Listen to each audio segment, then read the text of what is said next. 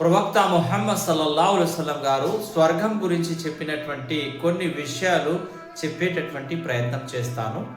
స్వర్గంలో స్వర్గవాసుల కొరకు అందమైన ఎత్తైన పెద్ద పెద్ద భవనాలు నిర్మించబడి ఉన్నాయి. ఒకటి బంగారు ఇటుక, ఒకటి వెండి ఇటుక. బంగారు వెండి ఇటుకలతో నిర్మించబడి ఉన్నాయి. అవి ముత్యాలతో వజ్రాలతో అలంకరించబడి ఉన్నాయి. స్వర్గవాసుల ఇంటి ముందు నుంచి పాల కాలువలు, తేనె కాలువలు, మద్యపు కాలువలు ప్రవహిస్తూ ఉంటాయి.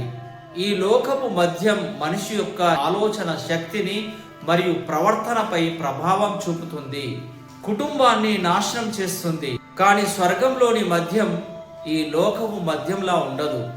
సృష్టికర్త అయినటువంటి ఆ దైవం అల్లాహ్ స్వర్గవాసుల కొరకు ప్రత్యేకమైన పవిత్రమైన మద్య పానీయాలను సిద్ధం చేసి పెట్టాడు.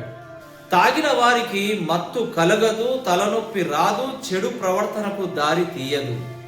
అది కేవలం ఆనందాన్ని, సంతోషాన్ని మాత్రమే ఇస్తుంది. స్వర్గం అనేది ఆయనను విశ్వసించి ఆయన యొక్క ఆజ్ఞల్ని పాటించే సజ్జనుల కోసం నిర్మించబడిన శాశ్వత నివాసమే స్వర్గం. ప్రాపంచిక జీవితం తాత్కాలికం. స్వర్గంలో అందమైన తోటలు, ప్రవహించే నదులు, మంచి మంచి అన్న పానీయాలు. అక్కడ ఎవరికి అనారోగ్యం రాదు, వృద్ధాప్యం రాదు.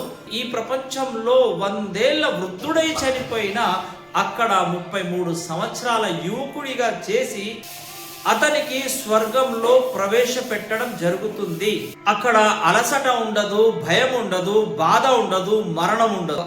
వారు కోరుకున్నది ప్రతిదీ వారికి ఇవ్వడం జరుగుతుంది.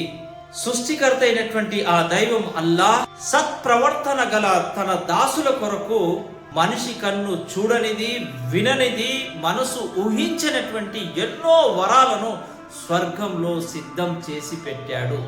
సృష్టికర్త అయినటువంటి ఆ దైవం అల్లాహ్ మనందరికీ స్వర్గ ప్రవేశం ప్రసాదించి ఆయన కృపను పొందే భాగ్యాన్ని ప్రసాదించుగాక.